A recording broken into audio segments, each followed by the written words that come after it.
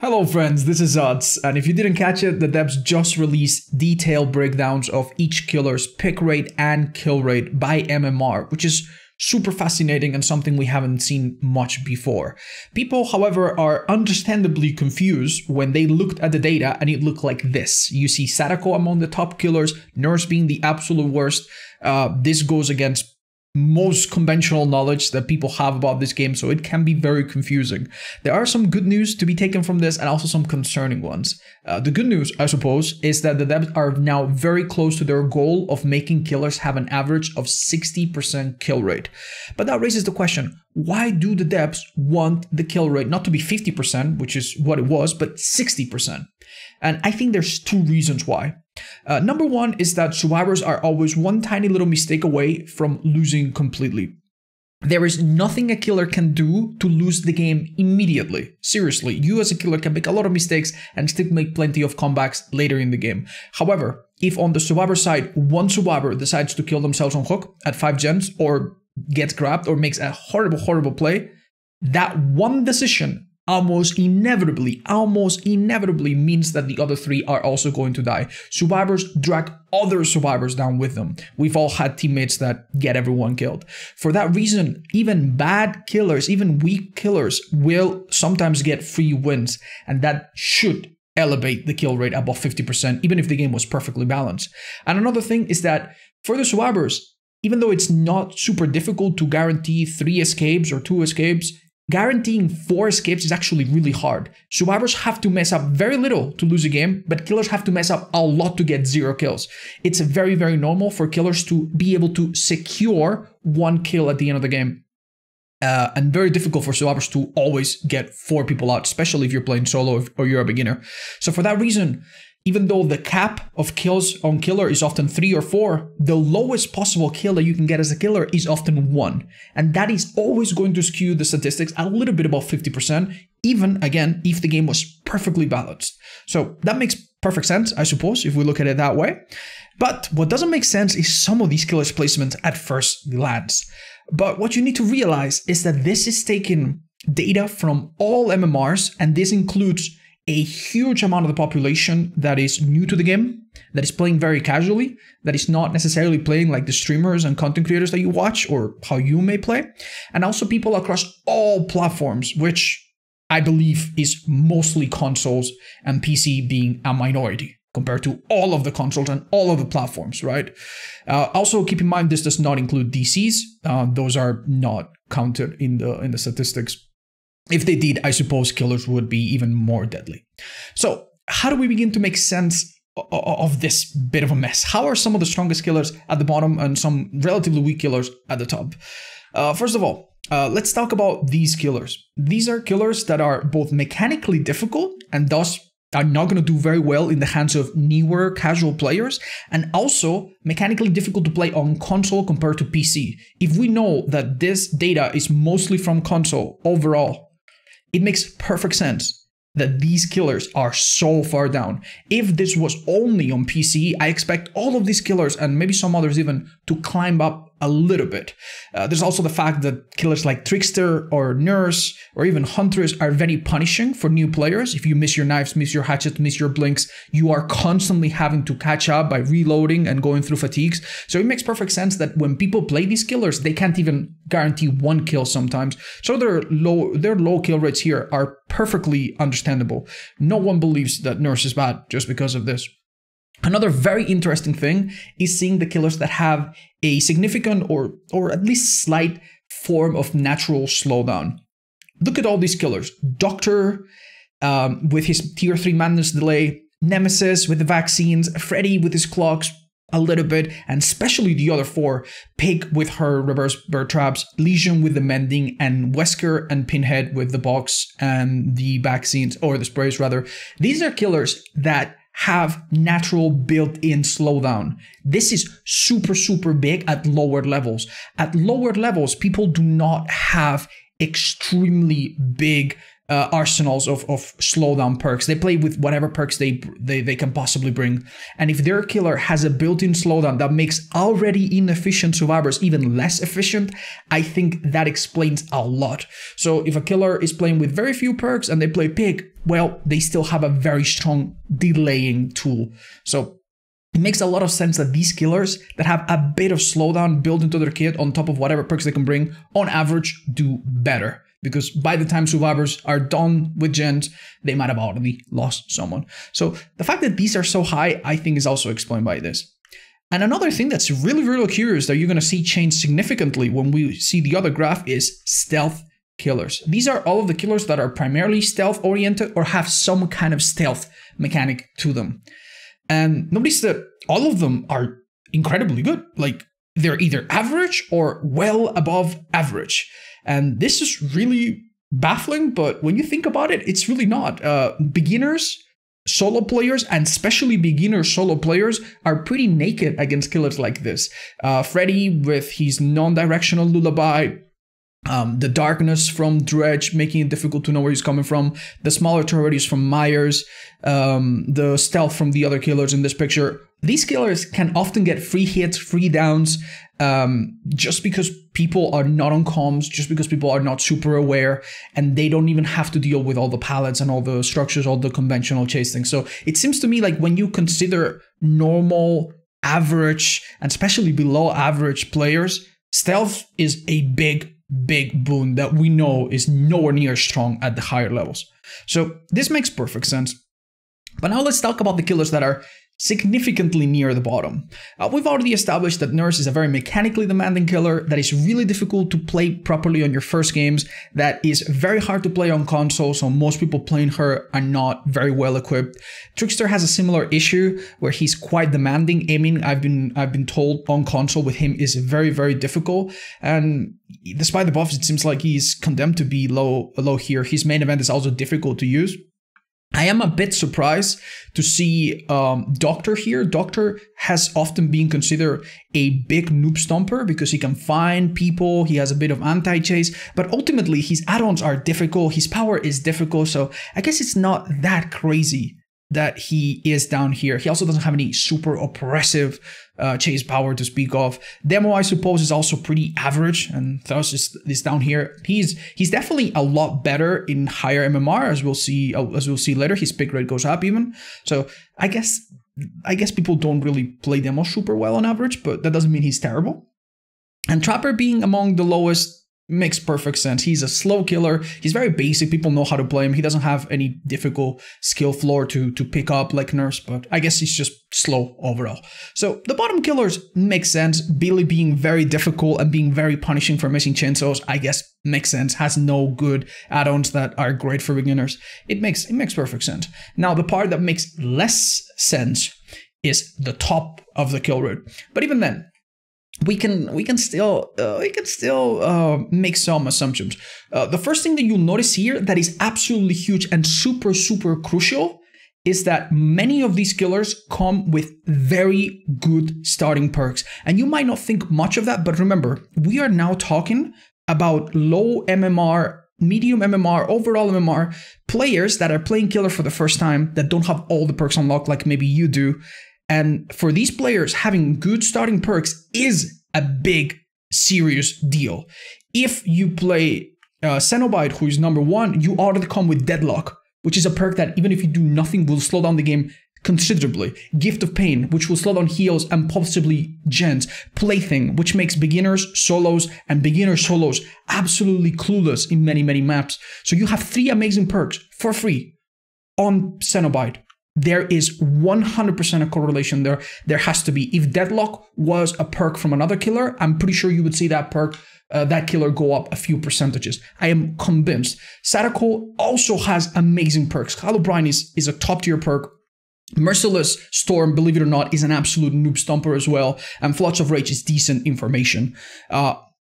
We also have Plague with Corrupt, which is a big deal. Artists with Pain Resonance, and everyone else's perks are not that good, especially Freddy's are not that incredible. But I think those characters that I mentioned, huge carry from their default perks that allow even beginner people that don't have anything unlocked to already use something strong. So that is something to consider. Lesion, we know that he injures a lot of people. Most survivors are not very efficient in chase, so even though he's not a great chasing killer, he gets to insta-down them once they're already injured. Myers, I guess, has a similar issue. He doesn't suffer as much from chase because average survivors are not that good in chase. Artist, honestly, is very difficult. I don't think she would be here if she didn't have Pain Res. If you took Pain Res away from her and gave her a different teachable like Shadowborn, I guarantee you she would be 57, 56, 55%. I am 100% convinced that average players are not good on Artist, but that perk carries them. Spirit is relatively easy and strong to play, and she's also pretty good on console, so makes sense that she's pretty high up. Dredge doesn't make a lot of sense here. He is difficult to play, very difficult to play. His perks are not incredible. He has nice mobility, which as you'll see is a bit of a trend, so he's not terrible, but he's pretty average. Why is he so high up? And my theory is that it's got nothing to do with him directly, but rather with survivors. And it is my perception that the Nightfall event that happens relatively often with this killer is very confusing for average and especially below average players. It is my theory, and this is a bit of a theory, that Nightfall is what makes him so strong. Many people that don't know the maps already don't really know where to go, where the exit gates were, what to do, how to heal, how to help your teammate, where are the gens, if the map is suddenly enveloped in darkness. So I do think that is mostly that, and his teleporting is mostly what keeps him so high up. Plague obviously has great perks, great anti-healing properties, and is a decent killer overall. Makes sense that she would be this high. Pig might actually surprise you that she's this high, but it is no surprise. She has easily the best slowdown in the game passively with her power, the reverse bird traps, so much so that I've anticipated before that she would be nerfed, and I still stand by that. I think she will get nerfed at some point, but hopefully I'm wrong. And the thing is, if you play with very few perks and you place down a couple strong early on reverse bird traps, that is huge. That is huge. And in the end game, any reverse bird trap survivors can't even escape. So sometimes as a pig, you will get a free 1 or 2 kills just because you had a trap on someone and they couldn't really do anything about it when you tunnel them at the end of the game. So makes perfect sense that she's this high up when you consider that on average, her weakness is not that important. The weakness of the pig at high MMR is that survivors are good at looping and they have second chance perks and you're never going to catch them in the first place. But at this level of play, survivors go down easily and she gets to use her power.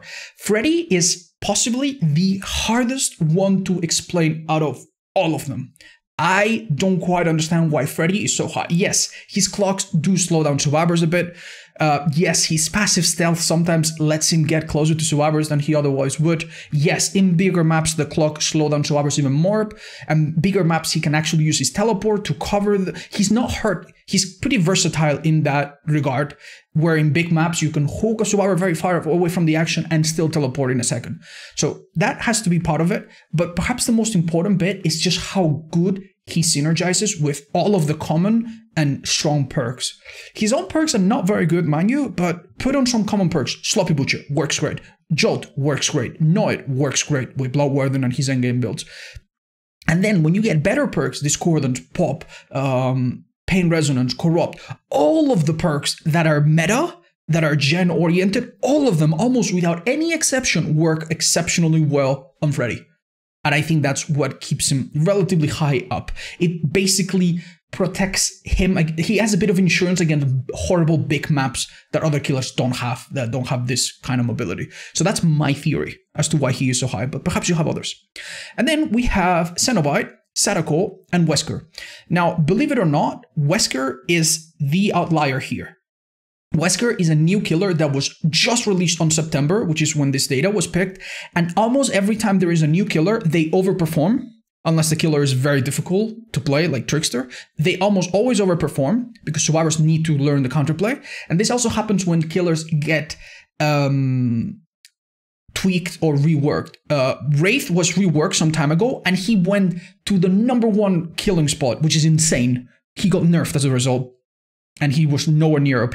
Plague also, I think, spiked up to the #1 killing spot after her rework. Why? Because people played her more and survivors didn't have time to catch up and understand. Luckily, she didn't get nerfed. So I'm pretty sure that Wesker here is completely fine and will drop down by himself with time when survivors learn how to counterplay him. That being said, he's a strong killer. Not too difficult to play. Nice information when people come off the hook and need to use sprays, you see their killer instant, so you can tunnel somewhat easily. Decent mobility, decent chase, nice gimmicky builds all around. Good stuff, good stuff. It makes sense that he's this high up. And then we have Sadako and Cenobite. Let's begin with Cenobite. Cenobite is a decently strong killer. So on average, if the person that plays him is competent, of course, will be decently strong. He's nowhere near as weak as some of the other killers we've seen. And he has a very important element that I think sets him apart from the rest. The combination of his basic perks being good, but also having natural slowdown. Now, other killers here, like Plague, have strong perks, or Pick has a strong slowdown, but not a lot of killers have strong slowdown perks with a strong slowdown power. And I think this killer is exactly that. He has Deadlock, which is easily the best passive slowdown perk in the game. 2 other decent perks as well. And then he has the Cube. Now, the Cube needs to be picked up every 90 or so seconds by survivors and get fixed. If survivors don't pick that up, that cube will affect everyone, and this destroys low MMR players, and especially solos. If you're working on a generator and a teammate goes on the hook and the cube is about to start out, you don't know what to do. If you're not in a full team and you don't have a bunch of Kindred, Bond-like perks to know what to do, this is kind of horrible. If you go for the rescue and then the cube starts acting up, everyone's going to begin to lose. The gens are never going to get done. So that combination of slowdown perks and power and very punishing mechanics while still having some kind of chase power, I think that makes him a very reasonable #1 killer, in my opinion. But then we come across Sadako. And this is very baffling. It is very difficult to understand how Sadako is this high up. She has almost no real chase power. So large maps against good survivors should be very, very difficult for her, especially large maps that are pallet dense, like Cowshed and so on. But regardless, she is here. And my theory here is a bit more difficult. I don't have as much confidence, but let's go over it. #1, she does have very strong perks. Much like Freddy, she benefits greatly from the basic perks. Sloppy is great. Jolt is great. All the basic perks you can slap on her. Know It is great on her. They work just fine. And her own perks are awesome. Call of Brine is great on this update. Merciless Storm is an absolute noob stomper. In my opinion, it is an absolute noob stomper. You miss one skill check, a gen goes back by 20. Well, it gets blocked by 20 seconds and loses 10%. That is huge. That is huge. You take away that perk from her, and I'm pretty sure she wouldn't not be near the top. So that one perk being basic on her against average and below average survivors, I think is 100% also correlated here. So her perks, I think, maybe play the most part, and also the fact that she's a stealth killer that has decent mobility, so you can synergize with gen slowdowns even in big maps. And if you catch survivors off guard, even if your chase power is not super good, then that seems to be enough to warrant her spot on this list. So that is my best estimation as to why she is this high. But make no mistake, she's nowhere near this powerful. Now, if we go by the kill rate based on the top 5% MMR, this is a lot more reasonable. In fact, it looks a lot like like my tier list or any other tier list where you see the strongest killers at the top and the weaker killers at the bottom. If you compare that to this, it's not that insanely different. So this makes a lot more sense. Now, I went out of my way to contact the devs, and they confirmed that this top 5% of MMR is not capped. So they've taken, is my understanding, the top 5% MMR without a cap, the 5% best players that get the best results on average, not on each killer, but on average. And then out of all of that, they've picked each killer, and we get to see their numbers. Now, one thing that you'll notice is that the devs must be really, really happy. They wanted a kill rate average of 60%. And if you look at the median right here, not the average, but the median, you'll see that most killers are exactly on that 60%. Myers, Legion, Billy, 60%, pretty much perfectly. And most of the other killers are not very far. Pig, Artists are 1 or half a percentage close. Like basically 2/3 of all killers are almost dead right on that 60%. And this, in my opinion, is the most concerning thing about all of this. The devs must be looking at these numbers and must be thinking to themselves, wow, that's amazing. All the killers are so balanced. There's only a few outliers. Yeah, we're doing a great job. And I'm sorry, but no, that's not the case. Many of these killers have innumerable issues, not sometimes related to how good or bad they are, but rather to quality of life. Myers can be very strong with a certain add-on, and he can also be one of the worst killers in the game without that certain add-on. And it doesn't mean anything that he's in the middle. It only means that sometimes he's awful and terrible, and sometimes he's unfair and OP. And there's almost no in between. So I really don't want the devs to look at these numbers and go, yeah, we did a great job. We don't really need to change anything. Many of these killers have glaring issues that need to be addressed 100%. But hey, most killers, at least according to the numbers, are balanced. So that's something. Next, let's talk about the killers at the bottom. Do these make sense? For the most part, yes. People that reach the 5% MMR and still play Trapper, sorry, I think I need to sneeze, and still play Trapper don't get many kills. Is that surprising? Absolutely not. Trapper has a very slow start, cannot keep up with the bigger maps, and in every new map and new update, the grass gets worse, so his power is less and less relevant. He's a terrible killer. No surprise he is this low by a significant margin. Demo and Cannibal are a bit more surprising. These are perfectly good, perfectly decent average killers, and I don't understand what makes them so low. In fact, Cannibal is so good at securing kills that you would assume that his lowest kill would almost always be 1 instead of 0. So you would think that Cannibal would be pretty high up. My estimation as to why he is that low, it's maybe 3 theories. Number 1, he's still pretty punishing. If you bump into something, and if you play Garden of Joy, you're going to bump into a lot of things, you lose a lot of time. It is a killer that feels bad when things go wrong. Number 2, some people that play this killer don't even play the game right.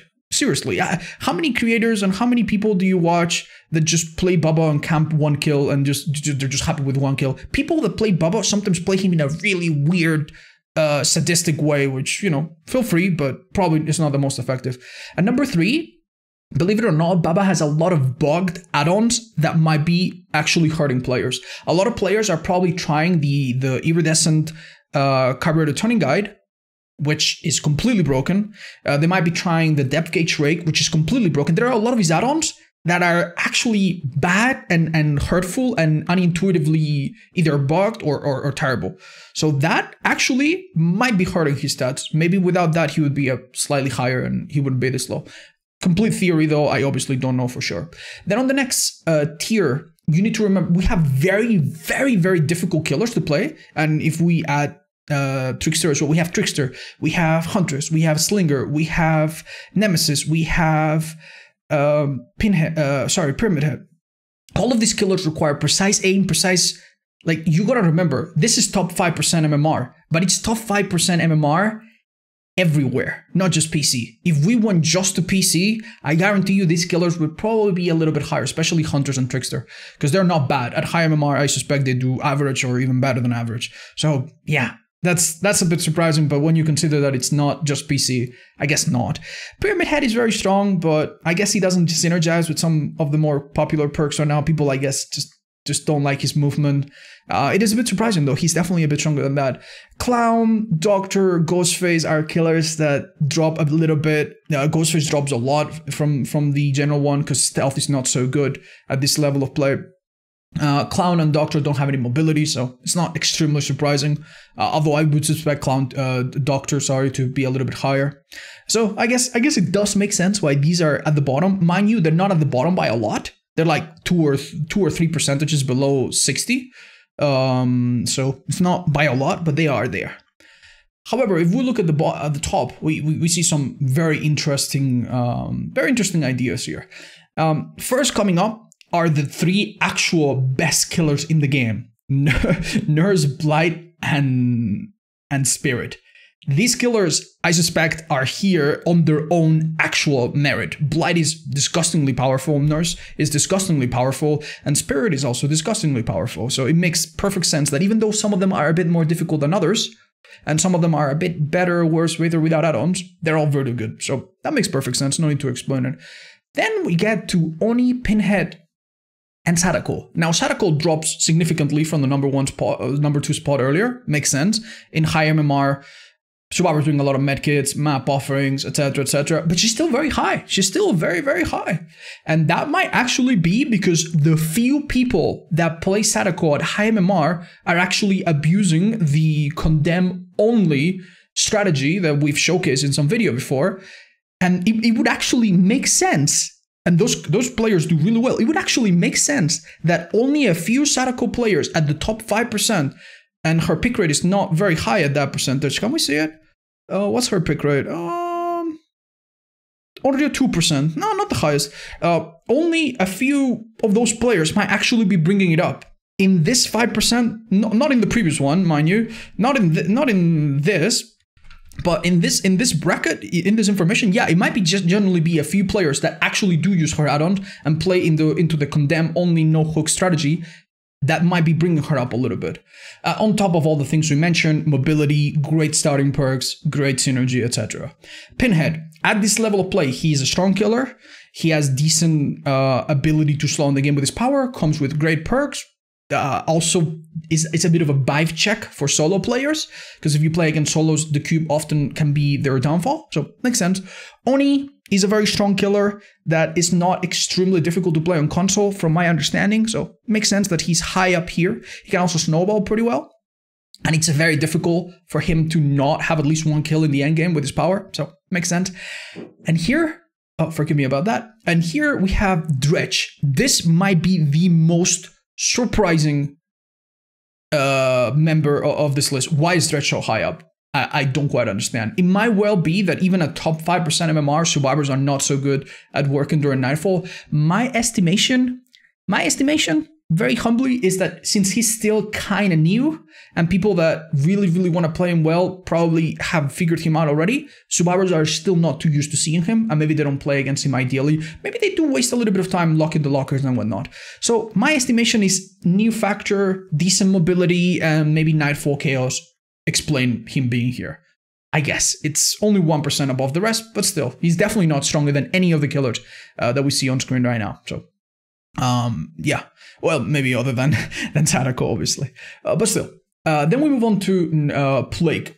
Plague is a really strong killer on her own merit. I don't think she's stronger than Nurse and Blight, but one thing that she has going for her is that she's not extremely mechanically difficult. You can play her on console just fine. And remember, this is a console including list. And number 2, she is a great counter of medkits. Medkits against Plague are worth little compared to most other killers, especially things like Sadako and Oni and Dredge. So medkits, which are one of the most common, most powerful items against this killer, are almost worth nothing. Not entirely nothing, but almost nothing. That is a big deal. That alone in this meta, I think explains a lot, and you don't even need to think about anything else. And then we get to Wesker at 65%, a whooping 4% or 5% higher than the average / median. That is very significant. Is Wesker this powerful? No, he's not this powerful. He's not this powerful. I expect that with time he'll settle down and he'll be around Blight, Nurse, Spirit levels. He's around, he's on a similar scale of being relatively easy to play, kind of like Spirit, not super difficult mechanically, and relatively strong. And also, just like Spirit, he's good on any platform. You don't need precise aiming or anything. You can play him on console just fine. He's not like a Hunter or a Trickster. So he has a bit of everything, and mostly he is new, and people do not adapt to killers early. Given some time, I expect him to go down. And one place where Wesker shines even more than the other killers is the pick rates. Now, the devs have shared it in a picture that doesn't look very pretty, so I've gone out of my way to make this picture myself, which looks a little bit prettier. So, as you can see, Mastermind on the top right, 25% pick rate at high MMR. That's not surprising. He just came out. Everyone wants to play him. Obviously, high MMR players are going to be the ones looking for new DLC, not new players that are still learning. So it makes sense that he's picked a lot. If you eliminate that, you see that Nurse is 6%, Blight is 5% or so. In actuality, for me, when I do my own percentages, my Blights and Nurses are not 10%. They're more like 20% of my games. And when Mastermind hype dies out a bit, they'll be back there. And yeah, so you have Blight and Nurse, which are the strongest killers. top of her, on PC, this would be even higher if it was PC only. And then we have Wraith, Legion, and Myers, which are some of the highest ones because they are easy to play and popular and or free. And then Huntress, which is not easy to play, but she's popular because she's fun and free and really interesting and has a lot of mains that are dedicated to learning her. So yeah, makes perfect sense. The only sad part to see here is Twins at less than 1% pick rate. Ouch. And Hag at less than 1% pick rate as well. Ouch.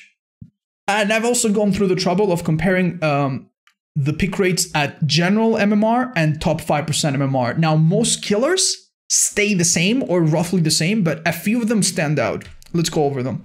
First one is Mastermind. This makes perfect sense. There's nothing wrong with him. People in general MMR are still learning the game. They don't have a lot of money to spend on currencies or anything. So obviously, a licensed killer, they're not going to play him as much. So when you go to 5% MMR, where people are more dedicated and more veteran, yeah, of course they play him more because they buy him more. Makes perfect sense. But the other ones are a bit sad. Trapper almost loses half the players at high MMR. Hag almost loses half the players. Trickster loses more than half the players. And Ghostface loses half the players. Almost exactly. So Trapper and Hag are setup killers that really, really hurt to play when gens go fast. And I also think they're at this point slightly outdated. For Hag in particular, it really hurts to have so many quick healing methods. And the way she gets harassed, I think, is very anti-beginner friendly. For Trapper, he's just extremely basic and outdated at this point. So no surprises there. Trickster and Ghostface are a bit more of a surprise. I have to say though, Trickster does feel awful on many big maps. You are slow and you need to reload constantly. It feels very unfair compared to other killers that are fast and don't have any downtime, like Blight. And Ghostface dropping down a lot is also a bit sad. This one I can't quite explain. I don't think Ghostface is terrible at higher levels or anything. But I guess people don't like going against tons of medkits, lots of big maps, map offerings, and so on. So maybe Ghostface loses some of its appeal at higher levels. And that about wraps it up for our analysis of all of this. My takeaway from this is don't go crazy. Many of these things are explained because killers are new, because killers bring perks that are good, and the perks do most of the carrying. I don't think I'll surprise anyone with that statement. And then some other cute little facts. So yeah, don't use this to make any absurd claim like saying, oh my god, killers get more than 50%, they are OP. They are certainly not. On average, they're certainly not. And also don't forget that MMR on consoles and everything on consoles lags behind PC in many ways, especially when it comes to nurse and other mechanically demanding killers. So yeah, let me know what you think and if you learn anything new, and if you have any theory that I might have missed that explains some of these strange placements, maybe better than the ones I suggested. Thank you so much for watching, and I'll see you in the next one. Bye-bye.